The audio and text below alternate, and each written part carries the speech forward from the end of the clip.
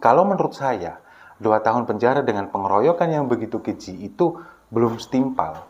Karena ya efek yang diakibatkan. Coba lihat bagaimana Pak Ade Armando harus dirawat di rumah sakit, kemudian luka-luka, lebam dan lain sebagainya di bagian kepala bagian belakang, kemudian di alat kemaluannya juga ditendang. Ini kan sangat keji sekali begitu.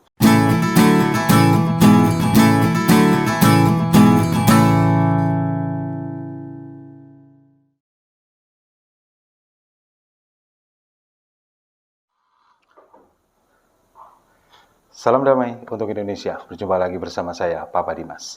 Info kali ini datangnya dari pengeroyok Ade Armando yang gak terima dituntut 2 tahun penjara dan minta dibebaskan. Lah kok nyimut? Enak banget. Hukum mau semau-mau kalian. Mau mempermainkan hukum di Indonesia. Jadi gini ceritanya. Pada waktu sidang tuntutan jaksa di Pengadilan Negeri Jakarta Pusat pada hari Rabu kemarin tanggal 24 Agustus 2022, jaksa penuntut umum ini menuntut ke-6 orang terdakwa masing-masing 2 tahun penjara.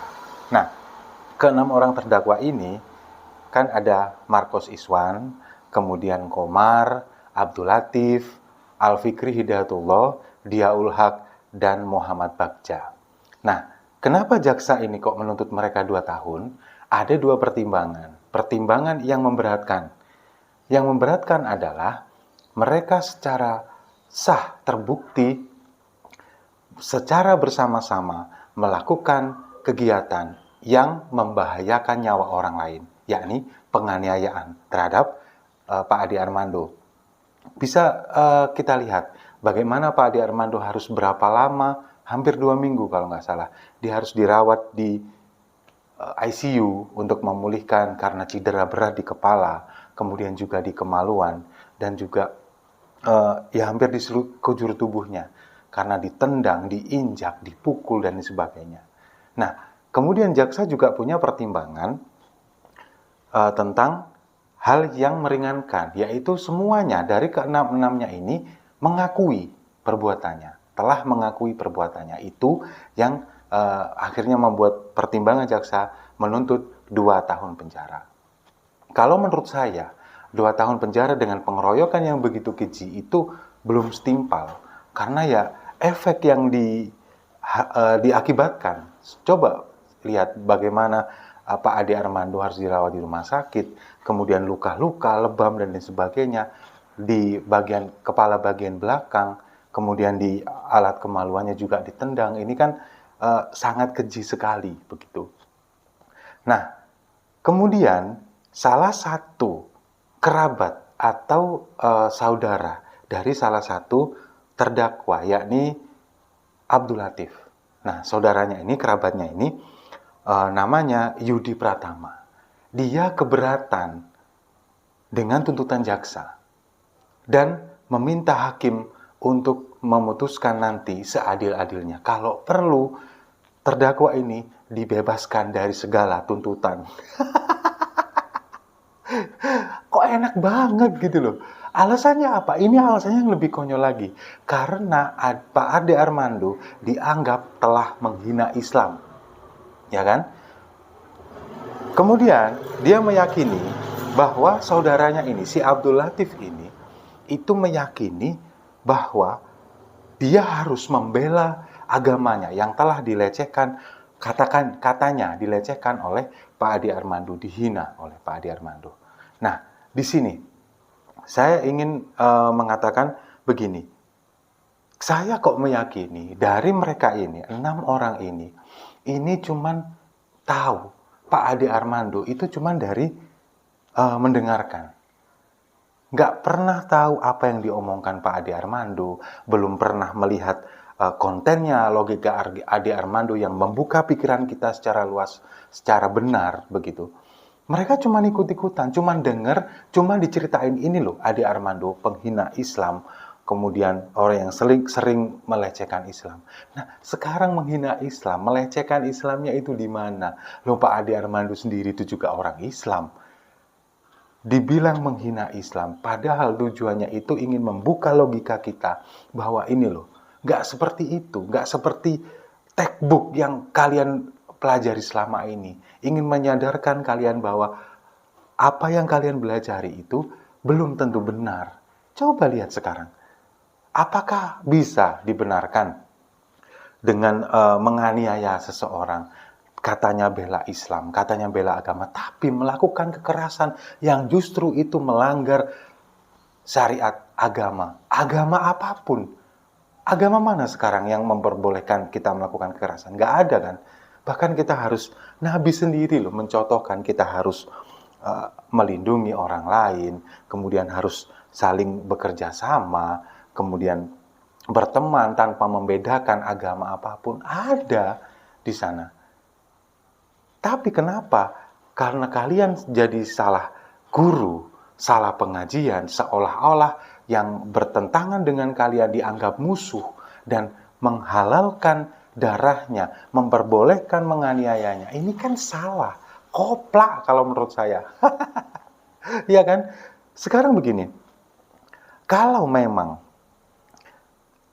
kalian ingin mengambil kesimpulan seperti ini, penghina agama Islam boleh dianiaya, boleh dipukul, dan minta dibebaskan tanpa ada proses hukum. Dengan dalil yang sama, dengan kondisi yang sama, seharusnya umat agama Kristen atau Nasrani boleh dong mukulin Rizik Syihab atau Abdul Somad karena mereka telah menghina keyakinan dari agama Kristen. Umat Buddha boleh dong mukulin Roy Suryo karena telah menghina simbol agama mereka, kalau dengan dalil yang sama. Harusnya seperti itu. Tapi kalau misalkan itu dilakukan, apa yang terjadi coba?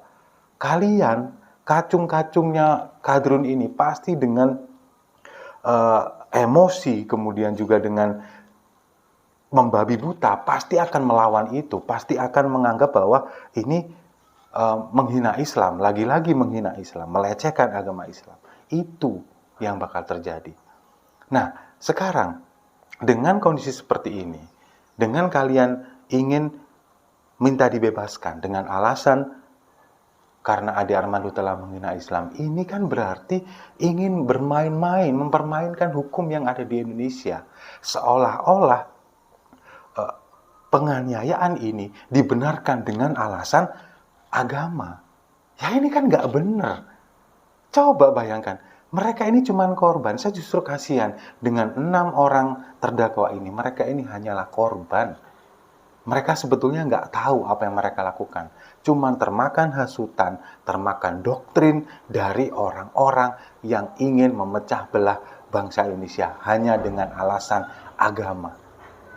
Nah, sekarang, kalau misalkan saya merasa agama saya dihina, merasa agama saya dilecehkan, apakah boleh saya memukuli Rizik Syihab dengan alasan yang sama? Karena apa? Karena saya merasa agama saya, agama Islam, dilecehkan oleh Rizik Syihab. Coba lihat sekarang, dia ngaku keturunan Rasulullah, tapi kelakuannya seperti itu. Sok-sokan revolusi akhlak, tapi akhlaknya sendiri sama sekali nggak bagus, nggak benar. Kalau menurut saya itu yang justru namanya melecehkan agama. Saya sudah pernah juga dulu menulis artikel di siwot.com. Judulnya siapa sebenarnya yang menistakan agama. Mungkin 2 atau 3 bulan yang lalu, mungkin bisa dicari nanti di siwot.com. Itu ada di sana. Saya jembrengkan semua, yaitu orang-orang seperti Rizik Syihab, Bahar Smith, yang mengaku keturunan Rasulullah, tapi kelakuannya sama sekali nggak mencerminkan apa yang dicontohkan oleh Rasulullah. Dengan alasan yang sama, apakah saya boleh memukuli mereka? Harusnya boleh, tapi tenang aja, saya nggak akan melakukan perbuatan bodoh seperti kalian itu, nggak akan. Yang akan saya lakukan adalah paling mendoakan. Yuk, mari kita sama-sama doakan. Semoga Rizik Syihab dan juga kacung-kacung kadrunnya, semoga semuanya jadi tobat, kembali ke jalan yang benar, kembali ke ajaran agama yang benar, sehingga kita bisa sama-sama membangun Indonesia, memperjuangkan Indonesia menjadi negara maju, dan menuju Indonesia emas tahun 2045, Indonesia bebas kadrun. Setuju ya? Kalau setuju, mari kita minum kopinya sama-sama.